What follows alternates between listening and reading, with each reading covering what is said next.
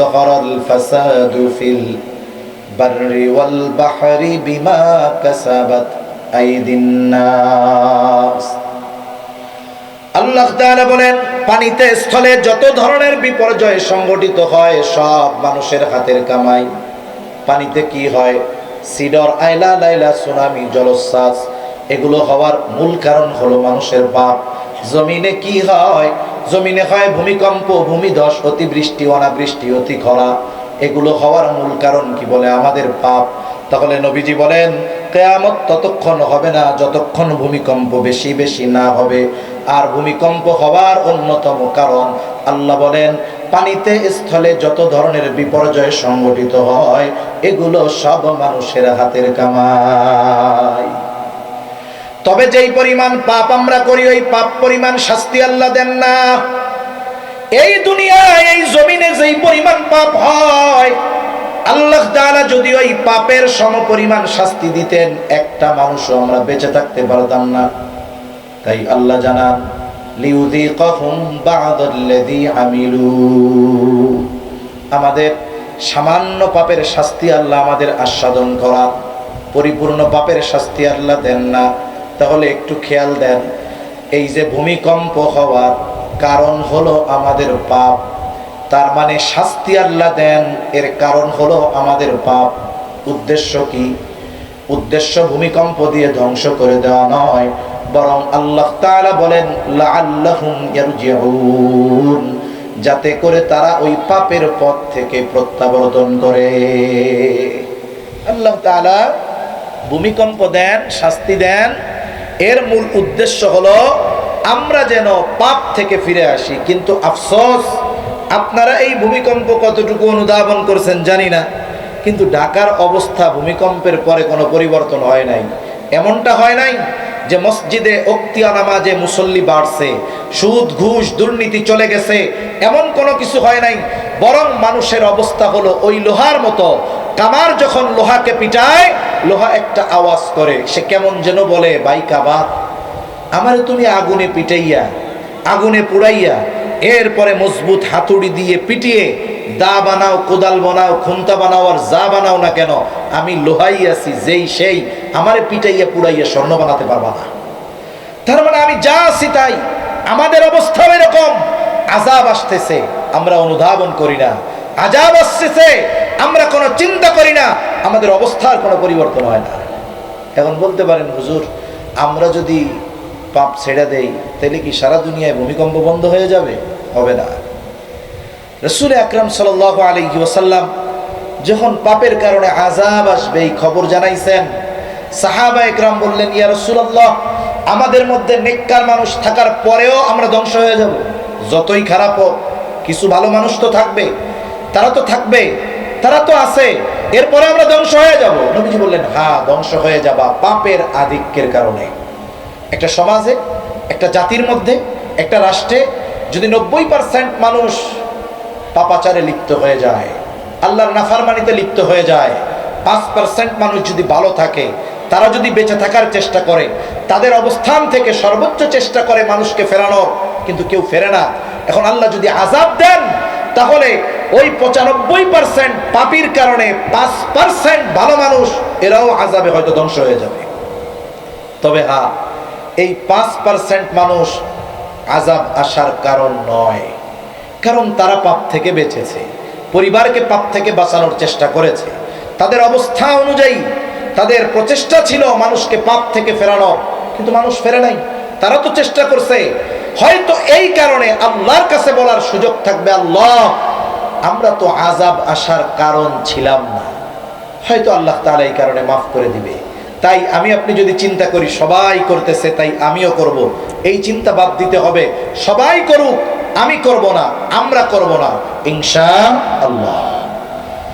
তাহলে নবীজি বলেন, কিয়ামত ততক্ষণ হবে না যতক্ষণ ভূমিকম্প বেশি বেশি না হবে। আর বেশি বেশি ভূমিকম্প হওয়ার অন্যতম কারণ হলো পাপ। 3 নাম্বার, নবীজি বলেন, ওয়ায়াতাকারাবাজ জামান, কিয়ামত ততক্ষণ হবে না যতক্ষণ সময় নিকটবর্তী না হবে। হাদিসের মধ্যে আসছে, নবীজি সাল্লাল্লাহু আলাইহি ওয়াসাল্লাম বলেন, কিয়ামতের আগে সময় নিকটবর্তী হয়ে যাবে, এক যুগ এক বছরের মতো মনে হবে, বছরকে মাসের মতো মনে হবে, মাসকে সপ্তাহের মতো মনে হবে, সপ্তাহকে দিনের মতো মনে হবে, দিনকে ঘন্টার মতো মনে হবে, ঘন্টাকে মিনিটের মতো মনে হবে, মিনিটকে আগুনের স্ফুলিঙ্গের মতো মনে হবে। মুহাদ্দিসিনে কেরাম বলেন এর দ্বারা উদ্দেশ্য হলো সময় থেকে বরকত উঠে যাবে। আমরা মনে করি যে বরকত মনে হয় শুধু টাকা পয়সার মধ্যেই থাকে, না, প্রত্যেকটা জিনিসের মধ্যে বরকত দরকার। যদি বরকত না থাকে ওই জিনিস অনেক হলেও কাজে লাগে না। হায়াতের মধ্যেও বরকত দরকার। এই সময়ের মধ্যে যদি বরকত না থাকে, বরকতহীন সময় দ্রুততার সাথে চলে যায়। এখন সময় বরকতময় হবে কিভাবে? এই পৃথিবীর অন্যতম আলেমে দ্বীন জাস্টিস মুফতি তকি উসমানী দামাত বারাকাতুহুল আলিয়া হযরত সময়ের মূল্যায়ন নিয়ে ওনার একটা বয়ানের সংকলন আছে। উনি বলেন সময় হলো রাবারের মতো। যেমন যদি ধরেন এটা একটা রাবার, এটা 10 ইঞ্চি আছে। 10 ইঞ্চি কয় ইঞ্চি? সজাগ আছেন তো? এটা তাকবীর দেন তো, নারায়ে তাকবীর, মাশাআল্লাহ। ধরেন 10 ইঞ্চি একটা রাবার। আচ্ছা, এটারে আমি টান দিলাম একবারে, এবার হয়ে গেছে 100 ইঞ্চি।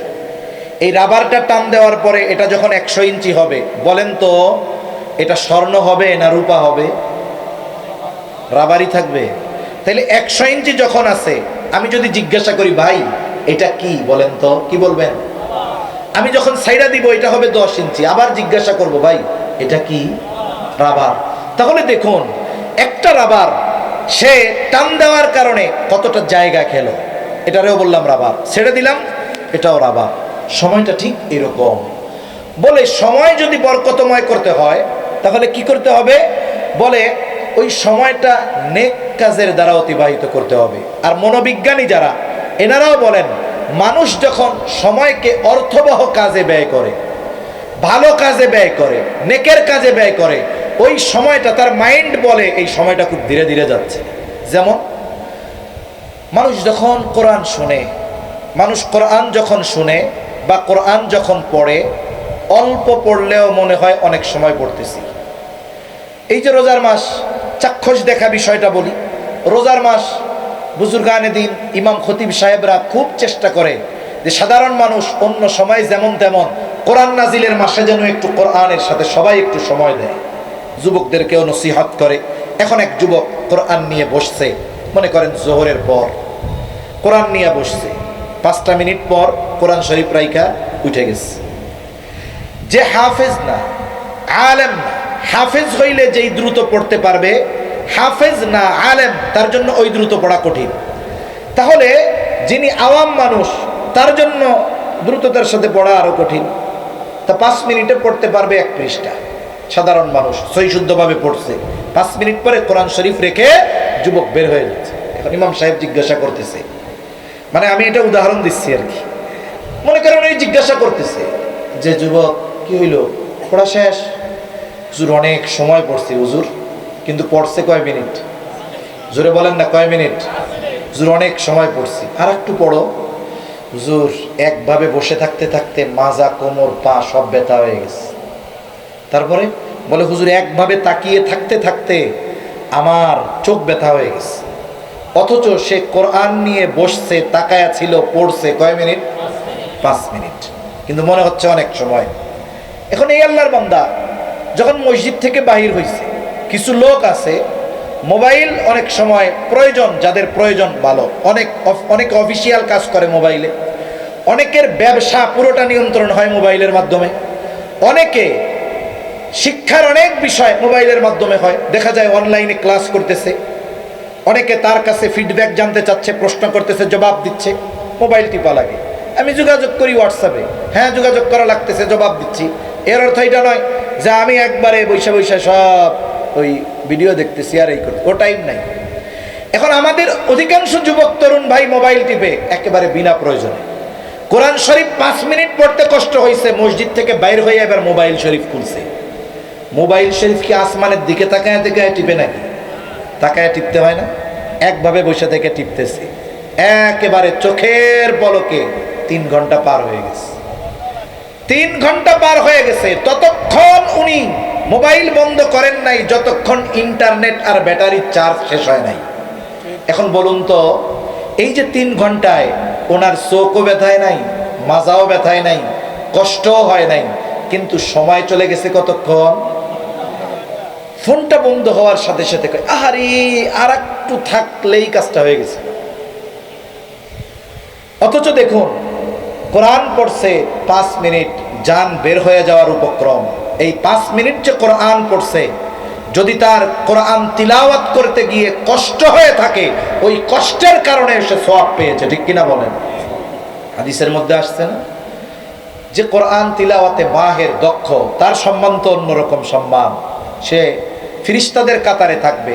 আর যে কোরআন পড়তে গিয়ে কষ্ট হবে, ওই তাতাউ পড়তে কষ্ট হয়, জবানে বাঁধে, উচ্চারণ ঠিকমতো হয় না, তার সওয়াব দ্বিগুণ। একটা হলো তিলাওয়াতের, আর একটা হলো ওই কষ্টের, ঠিক কিনা? ওই যে কোরআন পড়তে গিয়ে কোমর ব্যথায় যদি বলে, এই কারণেও সওয়াব আছে। কোরআন পড়তে গিয়ে জবানে কষ্ট হচ্ছে, সওয়াব আছে। এই যে কষ্টের কারণেও সওয়াব। এই 5 মিনিটে যেই কয়টা অক্ষর সে পড়েছে, প্রত্যেকটা অক্ষরে কমপক্ষে 10টা করে নেকি পেয়েছে।